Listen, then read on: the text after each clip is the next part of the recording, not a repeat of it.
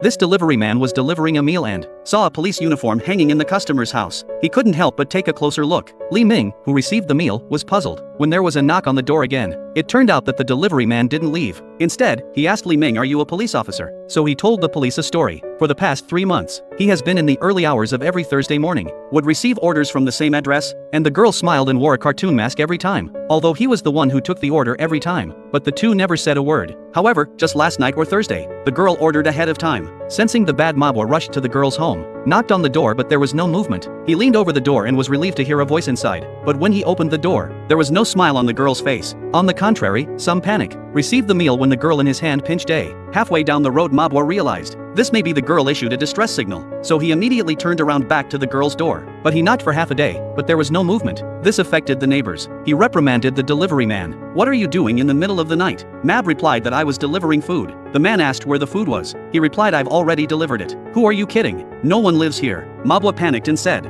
"I've really delivered it. I've been delivering it for months." The neighbor said, "If you don't stop talking nonsense, I'm going to call the police." The neighbor's words reminded Mabo that he rushed to call the police. The property owner said a girl did live here, but she died in a car accident 6 months ago. The police also found the girl's death certificate. Mabwa found it unbelievable. He came to deliver food every Thursday himself in these months, and handed the delivery order to the police. The police asked who else had seen the girl besides you. To report a crime, you must first have a victim, right? Where is the victim? Mabwa was sure that he didn't have any mental problems. In order to prove that he hadn't lied, he hoped that Li Ming could help him. Li Ming was very interested in this kind of bizarre incident, so he called his companions to go and find out. They got the key from the property. They found that the door lock had no signs of being picked, but there seemed to be no signs of life here. Angie, however, found traces of use in the refrigerator. Lucy also found it in the computer usage logs. This computer had been used since the girl's death. Someone's been using it since 7 days. Lucy was horrified that the dead had come back to life. Seeing that the atmosphere in the room was a bit tense, Lucy had to joke to ease the atmosphere. Through the investigation, they determined that the house had been inhabited.